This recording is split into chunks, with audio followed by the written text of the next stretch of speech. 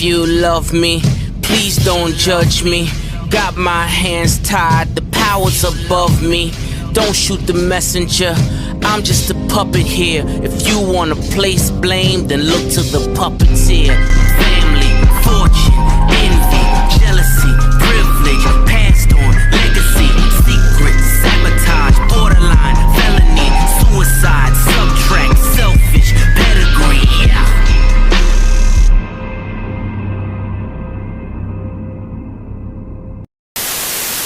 How's it going, everybody? C-RadTV back here in our video. Welcome to C-RadTV vlog number 25. So, of course, for this vlog, we're down in Bowmanville right now, getting ready to head to the Nascar Pinty Series race at Canadian Tire Motorsports Park today for the eBay Motors 200. So far, it's dry right now, but it's expected to rain later on today, and we'll be just keeping an eye on the weather. Might be a wet start to the race, but by the end of the race, it'll be pretty dry and sun and cloud. So, gonna be a wet start, but a dry finish. Yeah, getting ready to go, heading to the track. I'll see you all there. Okay, on our way to the track now. We got a short drive ahead of us. Let's go.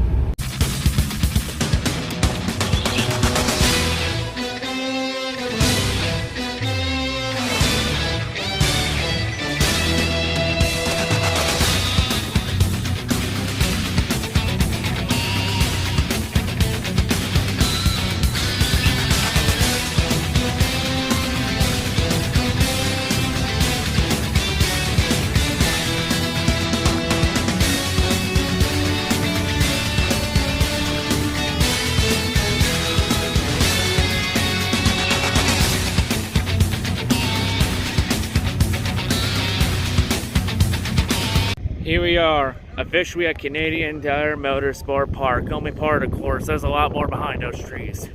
Of course, I got my big camping chair right here, the big two-seater right here with my cooler, so everything's right here from my view.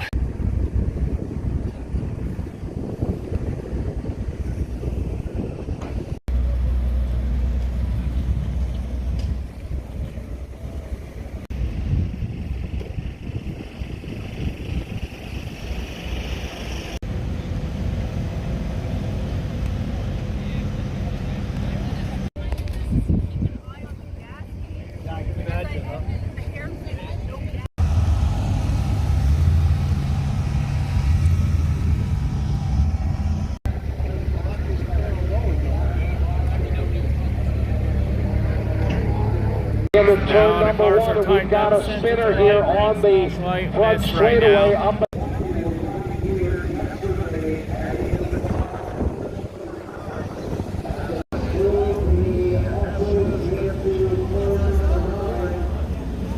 So we just had a windstorm like an hour or so ago, and this whole sign just fell over and took that tree branch with it. Damn.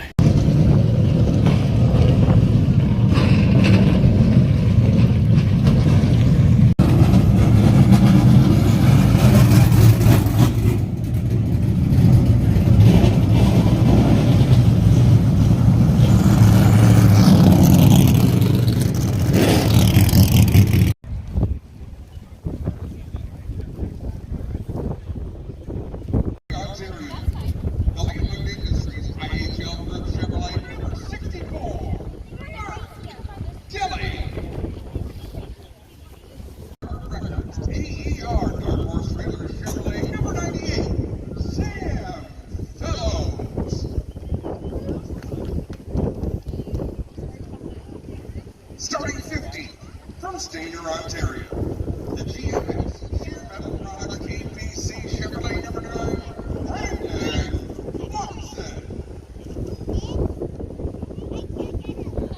Starting 40 from C-RadTV, Quebec, the Prologue, Russo Pounds Olympiad Ford number 1, JP Bergeron. From Cottawaquie, Quebec, the Bowmanville Truck Stop King Fiber Optic Chevrolet number 92, Dexter Stacy. Top 10, starting 10th, from Halton Hills, Ontario, the new Techwood Dodge number 59, the Smiling Assassin, Gary Clute.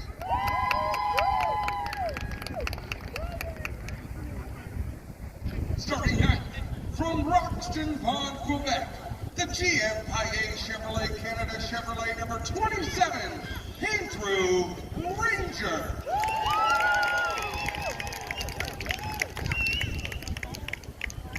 Starting 8th from Saint-Eustache, Quebec, the ESR Lacroix Tuning Ballon Heritage number 74, Kevin Lacroix.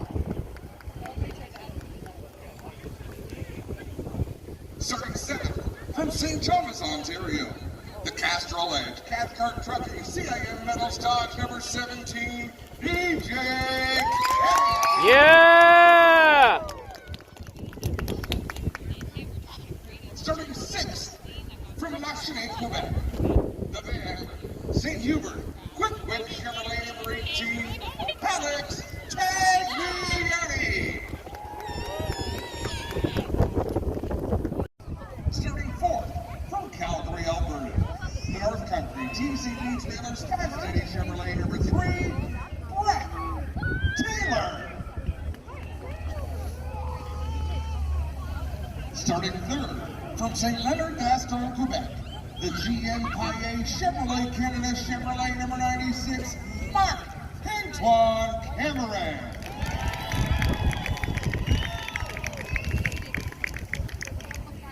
Starting 2nd, he was the winner in the opening round of the 2022 NASCAR Pinty Series from Grimsby, Ontario, the RGC Sports Quick Whip FBM Chevrolet number 20, Trenton Markovich.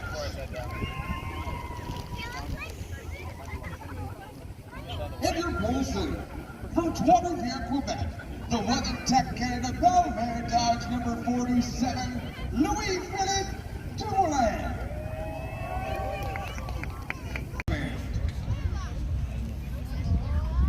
Thank you very much. Rob Bigler from Team Canada. We're very proud sponsors of the NASCAR event today. Thank you everyone for suffering through the rain, suffering through everything to be here today. It's going to be a very fun race. eBay is one of the most trusted marketplaces in the world for buyers and sellers. You can find any part you want, any part you're looking for any car on eBay. Check it out. Check out the booth. A lot of my team is here today. We're very excited about that.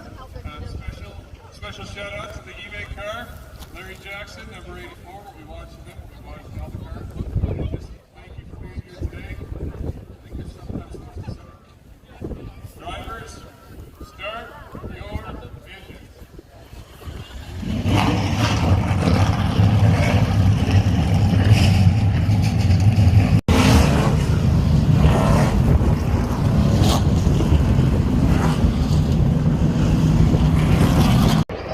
Here we go, we're going green in the rain.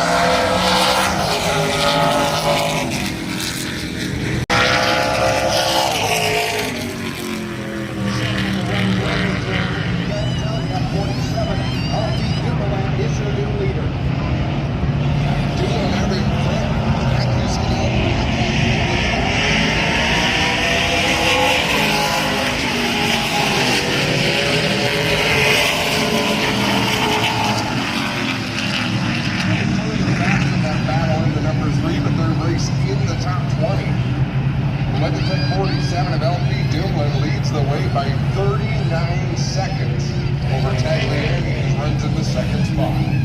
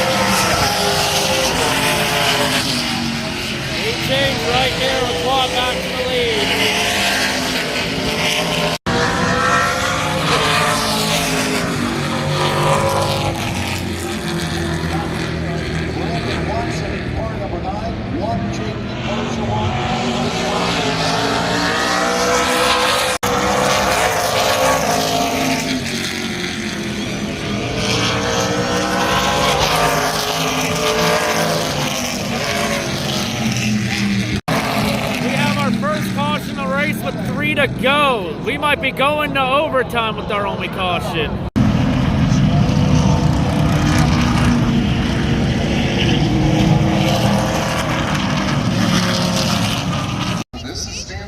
There's the reason for the caution, by the way. The 96 had a mechanical issue installed on the track.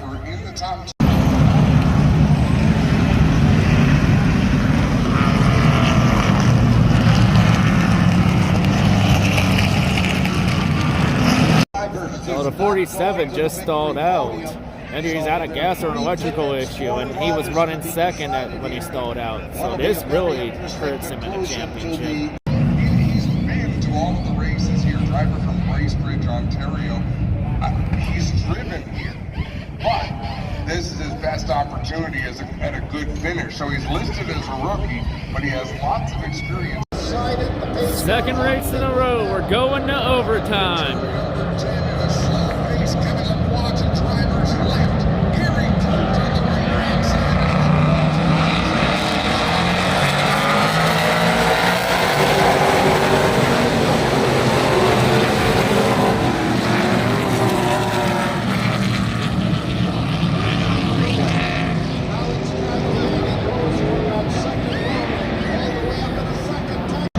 We had a crush somewhere way over there and we're under caution, so we're going to double OT. This race ain't over just yet. So the red flag is out for that accident to happen way the hell over there involving Nato Ray Jr. Cortamash. The 6 of Pinty Clue was also involved. He's at a race, he's calling it quits for today. But yeah, there's probably shit in a mess everywhere, plus getting that 8 car on the wrecker. Speedway. Speedway, closing down.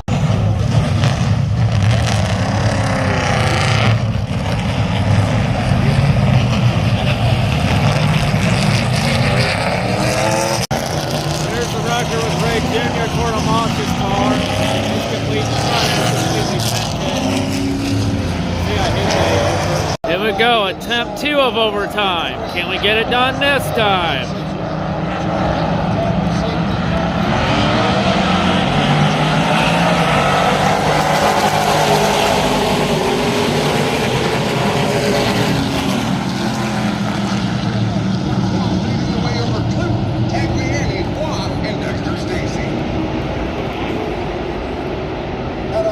Under that new champion bridge into turn number 2. Here comes the field. Is this it? Gary Clute leads now over Taylor McQuad to the white flag. No accident somewhere over there. No caution yet. Here comes the white flag. Next flag heads to the race.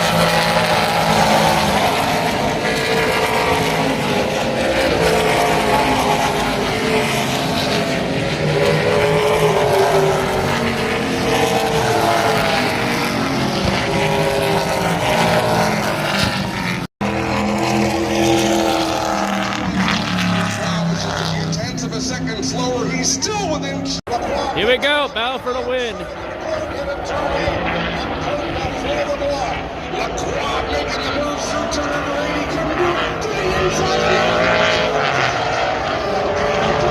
Oh, McQuad turned him! And McQuad's gonna get the win.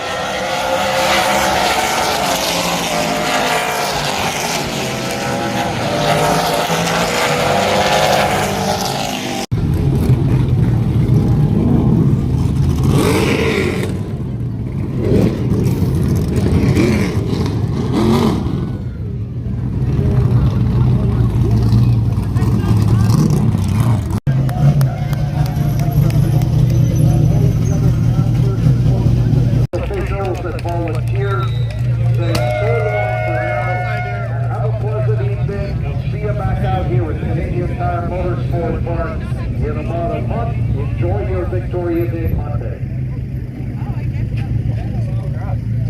So there's the rest of the podium right there. Dexter Stacy came in for a surprising third, and Alex Tagliani second. He's being interviewed by TSN right now.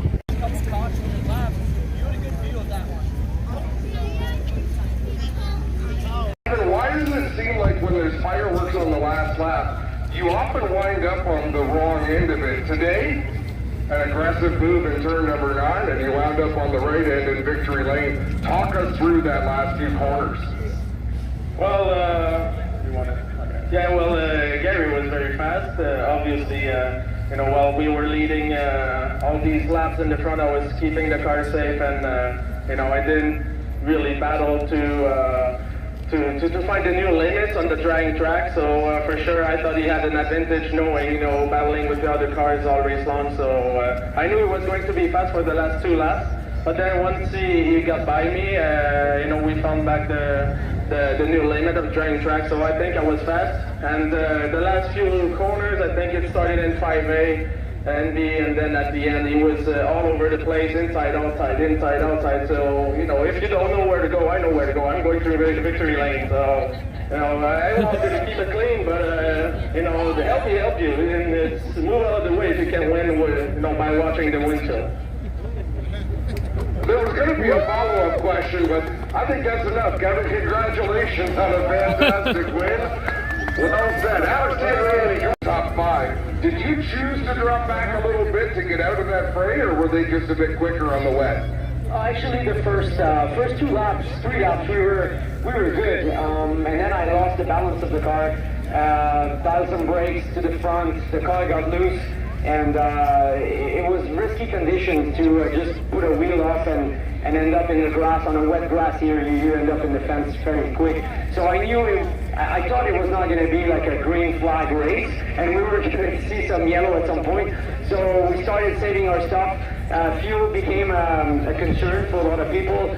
So we just ran until we had that problem in the pits, and we did the drive-through. Then I pushed a bit harder to try to get to the front, and then when I got to Gary, I said, okay, now there's some yellows up there, we can go racing. And I knew it was going to be tough in the last few corners. I mean, the 3 cars up front, we were very strong, but looking at the point standing where everybody was, who were fighting in the championship, I thought it was just good to get a good point stay and go home. Talk about your view of those last 2 corners. So you weren't in that mix, but we've seen a lot of races where the 3rd place car comes through. Talk about the battle for the lead that you were right behind and what it looked like from your seat. Yeah, I mean, you know my point of view. I know that the 74 was going to try to do everything to win it, and you're kind of a sitting duck in the last 3 corners there in Mosport. The truck series showed it, and I was quite surprised that Gary wanted to get to the lead, knowing that he had a fast car and he got to the lead at that particular point on the racetrack. He put himself in a situation that, inviting for the 74 to try to do something for the win. Well said, Alex. Congratulations on a second place run. One more interview and then we're going to do the podium. Dexter. But in the end, Dexter, third place finish, a best career finish for a driver who's been at this for a long time on probably what was one of the more technical racetracks and technical conditions that we have ever raced in. First, congratulations. How does it feel? Amazing. No, we battled, we were lap down, caution came out, it helped us there. We went off the track, going into two, got it back, brought it back up again, and it came back again. I noticed at one point late in the race, you almost made contact with the lap car because you came through turn number 9 so fast, going to the outside. It was your dad. How much fun is it being out there racing with your dad this season? He was waving at me, but he thinks I can see him through the window. I can't see nothing. There you go, Dex. Cool. Congratulations on a fantastic run. Your smile says it all. I'm looking forward to seeing what you can do, what you can build off of this finish. We're working on it. After last week, our oval wasn't that good, but it'll be better for the next time. There you have it. Dexter Stacy finishing third. Yeah! The winner, Dexter Stacy. Yeah!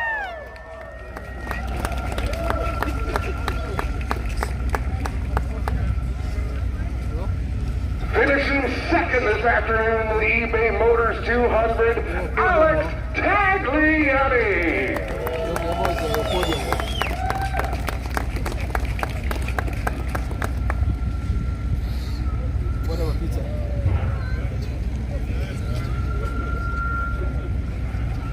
And your winner, he was not leading when the white flag flew, but he was when the checkers came out. From Saint-Eustache, Quebec, the Lacroix tuning number 74, Kevin Lacroix. Yay!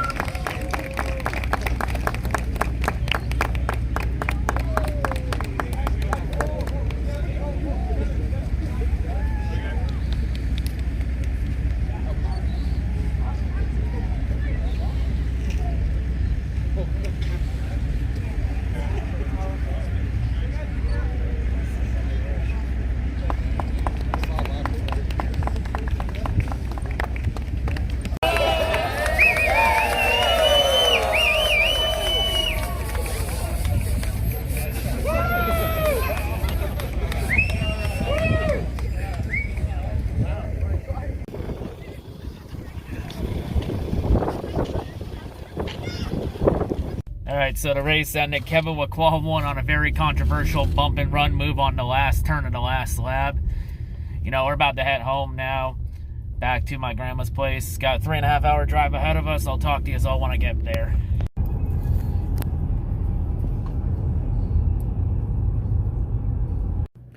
But yeah, anyway, I'm back in my grandma's place now in the guest room. So yeah, I actually got a new t-shirt on because my old t-shirt, the one I was wearing underneath my Larson sweater, it was pretty damp and soaked, so it's in the wash right now.